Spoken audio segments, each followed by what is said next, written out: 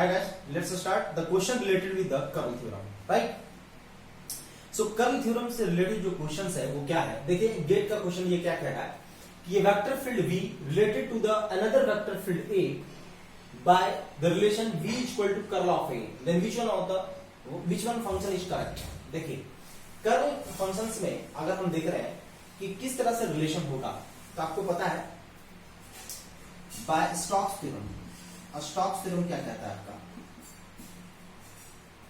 Stokes theorem क्या कहता है कि the surface integration of curl of A dot ds is equal to line integration of A dot dl। ये कहता है आपका, है ना? This is called curl relation. क्या बोलेंगे इसको हम? Curl relation. So curl of A dot ds is equal to A dot dl। तो यहां पर देख रहे हैं curl of A dot ds equal to A dot dl। यहां पर आपको क्या गिवन है? v इक्वल टू क्या गिवन है आपको? Curl of A. v equal to क्या गिवन है? Curl of A. इसका मतलब ये है कि कर्ल ऑफ ए को अगर हम v से रिप्लेस कर दें तो देखिए क्या कौन सा इक्वेशन है? v dot dl equal to a dot ds, ये तो पॉसिबल ही नहीं है। Curl of v dot dl equal to curl of a dot ds, ये भी पॉसिबल नहीं है। Curl of a dot dl ये भी पॉसिबल नहीं है, क्योंकि यहाँ पर देखिए v डॉट ds ये तो है, लेकिन यहाँ a डॉट dl होना चाहिए। So which one is correct option? D is the correct options. D is the correct options. ठीक है? चलिए अब आगे देखते हैं हम लोग, आगे नेक्स्ट क्वेश्चन देखते हैं हम लोग। Now the concept of solenoidal and irrotational field. What is the solenoidal field and what is the irrotational field? कल आपको मैंने पढ़ाया था, आपको प्रीवियस लेक्चर में आप देखिए सोलेनोइडल। सोलेनोइडल मतलब क्या समझे कि जहां पर वेवफॉर्म जो है वो आपका क्या करे? रोटेट करता हुआ जाए, जहां पर आपका सिर्फ जो है प्रोपगेशन ना हो। मतलब सोलेनोइडल के केस में क्या होगा कि वेवफॉर्म एक लूप में कन्वर्ट करना स्टार्ट करेगा। इररोटेशनल मतलब रोटेट ना करे, मतलब प्रोपगेट करे। तो आपको मैंने पढ़ाया था कि डाइवर्जेंस का कॉन्सेप्ट एंड कर्ल का कॉन्सेप्ट। क्या है डाइवर्जेंस एंड क्या है कर्ल? इसकी कॉन्सेप्ट को हम देखते हैं। डाइवर्जेंस ये बताया था कि प्रोपगेट करना, किसी भी सर्टेन डायरेक्शन में प्रोपगेट करना, किसी भी सर्टेन डायरेक्शन में प्रोपगेट करना, किसी भी सर्टेन डायरेक्शन में क्या करोगे आप? प्रोपगेट करोगे। इररोटेशनल मतलब रोटेट नहीं करना। इसका मतलब क्या समझे आप कि किसी भी फंक्शंस को सोलेनोइडल, अगर मान लो सोलेनोइडल कॉइल की हम बात करें तो क्या करते हो आप? नॉर्थ पोल, साउथ पोल और एक हम वायर का ये करते हैं हम लोग, है ना? ये क्या बना देता है आपका? सोलेनोइडल फील्ड बना देता है। इररोटेशनल जो रोटेट ना करे, मतलब ओनली प्रोपगेट करे, है कि नहीं? तो डाइवर्जेंस अगर किसी भी फंक्शंस का अगर हम जीरो कर दें तो सोलेनोइडल क्या हो जाएगा? वो क्या बनेगा आपका? सोलेनोइडल फंक्शन बनेगा, या इसी को बोलेंगे हम divergence less field. So solenoidal and इसी को बोलेंगे हम divergence less field, right? So a function is said to be solenoidal if and only if, IFF को पढ़ता है, if and only if divergence of that function equal to 0। किसी भी vector का उसका डाइवर्जेंस अगर 0 है तो उसको बोलेंगे हम सेल्फ सोलेनोइडल फील्ड, या इसी को बोलेंगे हम डाइवर्जेंस लेस फील्ड। मतलब डाइवर्जेंस नहीं है, डाइवर्जेंस लेस फील्ड, राइट? दूसरा इररोटेशनल फील्ड। अगर हम इररोटेशनल फील्ड की बात कर रहे हैं, इररोटेशनल मतलब रोटेट नहीं करना। मान लिया एक वेक्टर फील्ड आपका A है, एक वेक्टर फील्ड आपका क्या है? A। सो ये function is said to be irrotational if the curl of that function equal to 0। मतलब अगर किसी भी फंक्शंस का अगर कर्ल 0 है उसको बोलेंगे हम irrotational function। It means the curl of that function equal to 0। Curl of that function equal to 0। So अगर किसी भी फंक्शंस का कर्ल 0 है तो इसको बोलेंगे हम irrotational field, राइट? चलिए क्वेश्चन ये गेट का क्वेश्चन है, कह रहा है find the value of lambda so that the vector A is equal to x square yz ax plus lambda times of yz ay plus x square z into az. This becomes a solenoidal field. क्या बन जाएगा आपका solenoidal field. So what should be the value of lambda so that this vector is a solenoidal field? This is the question. So first of all, what we should do? First of all, we should find the divergence of A. So first of all, the divergence of A is equal to what? 0. So divergence of A equal to 0, it means at what point? Given the point at the point P minus 1 to 0. Given the point minus 1, 2 and 3. And 3. This is the point at which we have to find the divergence of A and which is equal to 0. So the del by del x. So the partial differentiation, divergence of A is nothing but del by del x, x square yz into ax plus del by del y x lambda yz plus del by del z x square z.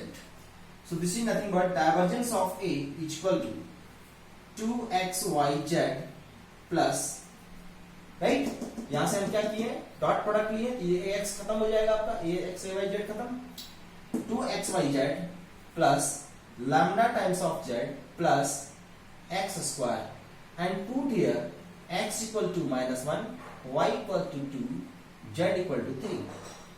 Now after putting this value, the divergence of A equal to minus 2 and 2 minus 4, 4 and 3 minus 12 plus lambda into 3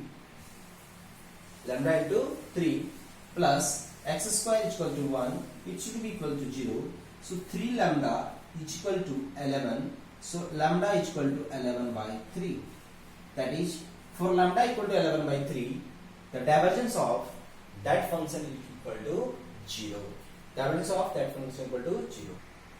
चलो question is, देखो ये question जो IAS के prelims में पूछा है और ये क्वेश्चन सेम क्वेश्चन मेंस में भी पूछा है प्रूफ करने के लिए 10 मार्क्स में, है ना। बहुत अच्छा क्वेश्चन है ये, मोस्ट प्रोबेबिलिटी की गेट में आपका 2 मार्क्स में क्वेश्चन पूछ सकता है। So this type of question can be asked in 2 marks in the GATE exam and already asked in the question prelims exam of the engineering services, right? So prelims exam जो है आपका, जो भी engineering services का है, उसमें इस type के क्वेश्चन, बड़ा अच्छा क्वेश्चन पूछा जाता है। यहाँ पर कह रहा है कि द वेक्टर P है, K का वैल्यू K अपॉन R का पावर n है AR, where K is the constant. K का वैल्यू कितना है? Constant. Then the divergence of P is, divergence of P क्या होगा? P का डाइवर्जेंस का वैल्यू बताइए, है ना। चलिए ये 4 आपके दिए हुए हैं, 4 पॉइंट्स दिए हुए हैं, ये 4 ऑप्शंस गिवन है आपको। सबसे पहले ये समझिए आप किस फील्ड में दिया हुआ है, किस कोऑर्डिनेट में दिया हुआ है। देखिए r मतलब r थीटा एंड फाई, जो कोऑर्डिनेट सिस्टम हम लेते हैं वो कौन सा लेते हैं? स्फेरिकल। मतलब ये जो कोऑर्डिनेट दिया हुआ है आपको, ये दिया हुआ है आपको स्फेरिकल कोऑर्डिनेट में।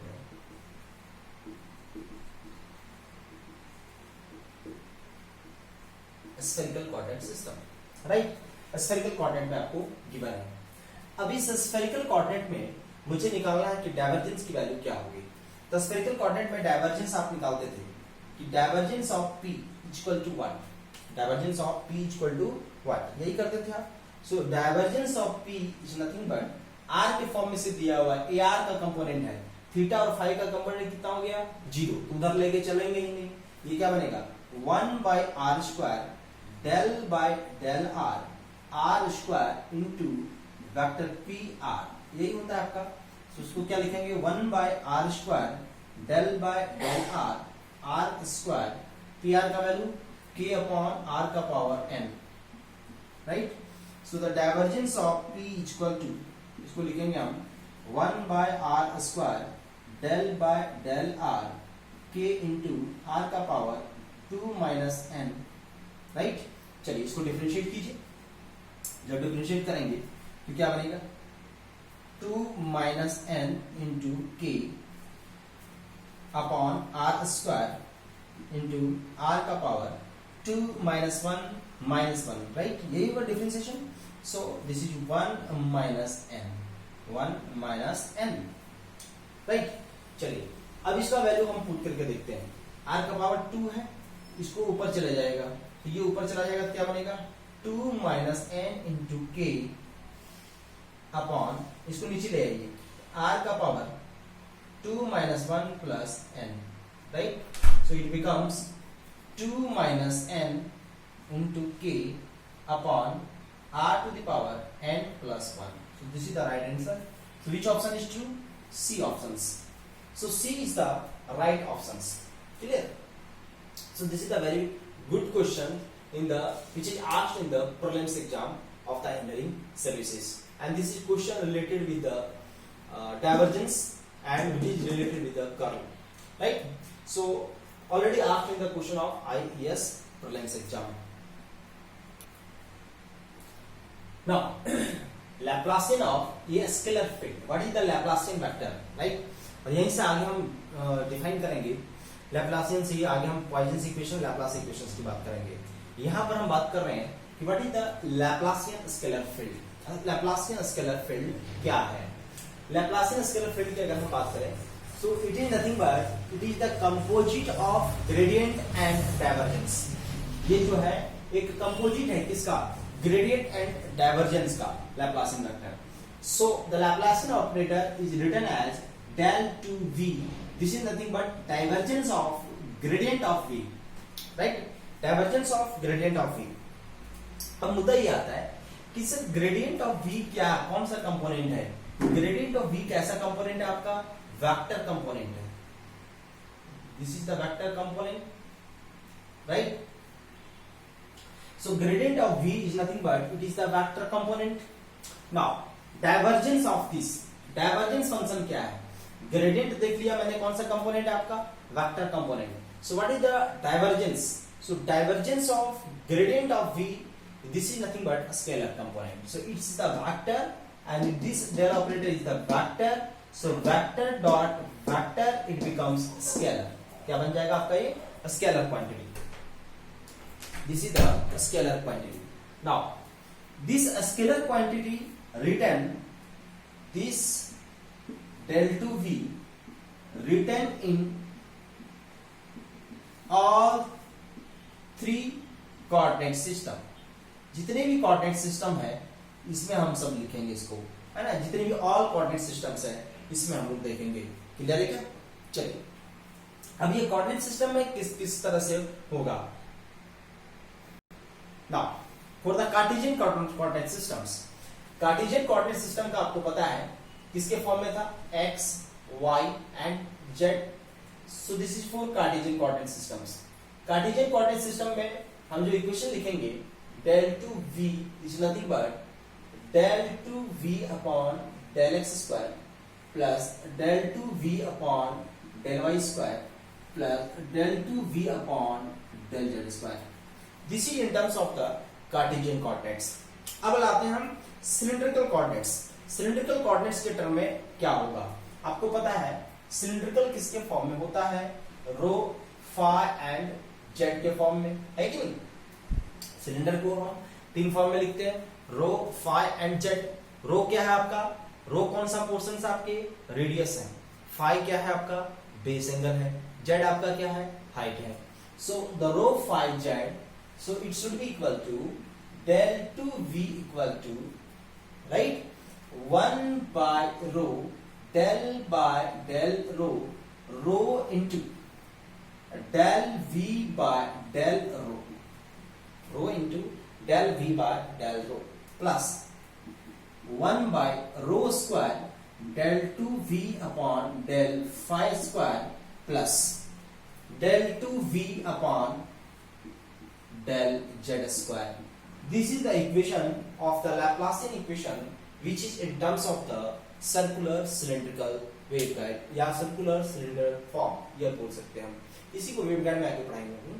तो ये हो गया आपका कार्टेशियन और ये हो गया आपका सर्कुलर सिलिंड्रिकल फॉर्म में। अब आते हैं हम स्फेरिकल फॉर्म में। स्फेरिकल फॉर्म में जो लैप्लासियन हम लिखे थे वो क्या लिखे थे हम? r, theta and phi. This is the Laplacian form.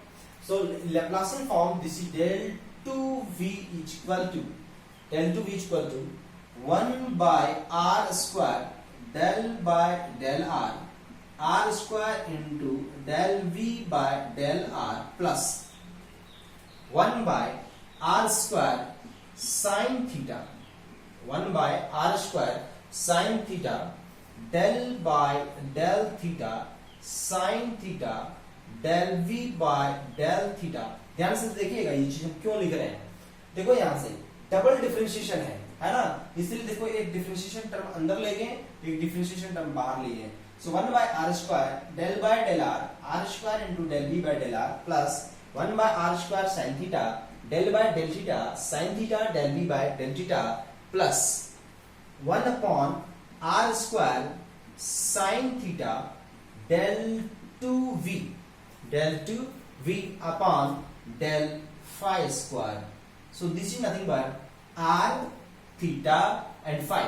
This is nothing but rho phi and z. This is nothing but x y and z. So this is Cartesian coordinate, this is cylindrical coordinate and this is spherical coordinate. अब मुद्दा ये आता है कि sir इसको हम use कहाँ करेंगे। ये जो लैप्लासियन इक्वेशन देखे हैं, these all are the called Laplacian equation. This is called Laplacian equation. सो ये लैप्लासियन इक्वेशन का सर हम यूज कहाँ करेंगे, है ना, इसका क्या फंडा है, कौन सी जगह पे इसका यूज होगा। देखो जनरली लैप्लासियन इक्वेशन का जो हम यूज करते हैं वो लैप्लासियन इक्वेशन को हम एक किसी भी सरफेस पे पोटेंशियल निकालने के लिए कर सकते हैं, या किसी भी सरफेस पे हम इलेक्ट्रिक फील्ड निकालने के लिए कर सकते हैं। And the surface must be symmetrical surface. Surface क्या होना चाहिए, सिमेट्रिकल सरफेस होना चाहिए। एज फॉर एग्जांपल अगर आपसे पूछा जाए कि सर्कुलर में, किसी भी सर्कुलर में अगर आपसे ये क्वेश्चन दे दिया कि सर्कुलर का इलेक्ट्रिक फील्ड बताओ क्या होगा, या सर्कुलर का मैग्नेटिक फील्ड आपका पोटेंशियल कितना होगा, ये क्वेश्चन पूछ दिया सर्कुलर स्फीयर का। अब किसी भी सर्कुलर स्फीयर का मान लिया this is the radius of r of the circle, right, r आपका सर्कल है का रेडियस है, या स्फीयर का रेडियस कितना है, आर है। आपसे पूछा कि फाइंड द पोटेंशियल या फाइंड द इलेक्ट्रिक फील्ड, ये पूछा जा रहा है आपसे, पोटेंशियल कितना होगा या इलेक्ट्रिक फील्ड कितना होगा। तो सिमेट्रिकल सरफेस का कैसे निकालेंगे, हम इस इक्वेशन से भी निकाल सकते हैं, क्योंकि this is along the radial direction, this is along the theta direction and this is along the phi direction. अब किसी भी सरफेस पे जो आउटवर्ड होंगे वो किसके अलोंग होंगे, रेडियल डायरेक्शंस के अलोंग होंगे, राइट। सो रेडियल डायरेक्शंस के अलाउंग हो रहे हैं आपके, तो रेडियल डायरेक्शंस में जो वैल्यू आएगा इस कंपोनेंट को क्या कर देंगे, जीरो कर देंगे। जब जीरो करेंगे तो क्या बनेगा, देखिए del by del r square del v by del r equal to, दोनों साइड अगर आप जीरो करोगे इक्वल टू क्या आ जाएगा, कांस्टेंट वैल्यू। मतलब r square del v by del r की वैल्यू कितनी आ जाएगी, के इंटू आर आ जाएगी। इस तरह से हम यहाँ पर जो है प्लस कांस्टेंट वैल्यू, आगे हम इस पे बेस्ड बहुत सारे क्वेश्चंस करवाएंगे, तब आपको क्लियर होगा कि लैप्लासियन को हम कहाँ यूज कर रहे हैं। अभी आपको क्लियर नहीं होगा कि what is the significance of the Laplacian. So आगे की वीडियो लेक्चर में आप देखेंगे लैप्लासियन का यूज हम कहाँ करेंगे, क्लियर है। अब आता मुद्दा कि what is the harmonic field. बड़ा अच्छा क्वेश्चन बनता है यहाँ से कि हार्मोनिक फील्ड बताइए क्या होता है, what is the harmonic field. Harmonic field क्या है, ये function is said to be harmonic field, या ये vector potential is said to be harmonic field, या we can say any potential can be said harmonic field, और we can say any potential can be represent the harmonic field if and only if its Laplacian operator it should be equal to 0, या one line में हम इसको shortcut में ऐसे बोल सकते हैं, a function is said to be harmonic if and only if del to v equal to 0, del to v equal to कितना, 0। so for the harmonic field del to v should be equal to 0, and the del to v, what is the del to v, del to v can be right here the this one divergence and minus curl into curl of v, so we can write these equations, right। so ये function is said to be harmonic if and only if del to v equal to 0। इसलिए अभी हम जो question पढ़ा रहे थे उस question में हम यही काम किए थे कि अगर del to v 0 है del 2 भी 0 है तभी हो जाएगा आपका ये harmonic field.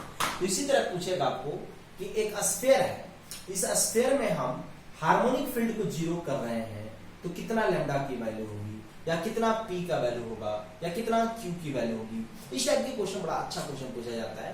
So this is the question related with the Laplacian equations. किससे रिलेटेड आपका लैप्लासियन इक्वेशंस। क्लियर। चलिए अब आगे देखते हैं हम लोग कि रोटेशनल फील्ड और इरोटेशनल फील्ड आपको ऑलरेडी आपको जो है पढ़ा चुका हूं, है ना। अब क्वेश्चन किससे रिलेटेड आएंगे क्वेश्चंस। देखिए ये अभी तक जो मैंने आपको पढ़ाया है वो क्या क्या पढ़ाया आपका। सबसे पहले बेसिक पार्ट्स हो गए, उसके बाद कोऑर्डिनेट सिस्टम देखे, कोऑर्डिनेट सिस्टम, उसके बाद फिर देखे हम लोग कितने तरह के कोऑर्डिनेट सिस्टम्स हैं, है ना। कोऑर्डिनेट सिस्टम्स के रूप देखे हम लोग कितने हैं, उसके बाद देखे kind of the coordinate systems, उसके बाद देखे कि कौन कौन से पैरामीटर निकाल सकते हैं and what parameter define the Cartesian coordinate all that. तो यहां से आपके जितने भी क्वेश्चंस हैं सारे क्वेश्चंस क्लियर हो जाएंगे। अब जो है यहाँ पे टॉपिक मेरा जो है जितने भी क्वेश्चंस हैं वो आपको ऑलरेडी यहाँ पे हम क्वेश्चन जो है ऑलरेडी हम करवा चुके हैं। So these all are the basic questions, और इस बेसिक क्वेश्चन से आधार पे आप गेट इंजीनियरिंग सर्विसेज के सारे क्वेश्चंस आप सॉल्व कर सकते हैं, राइट।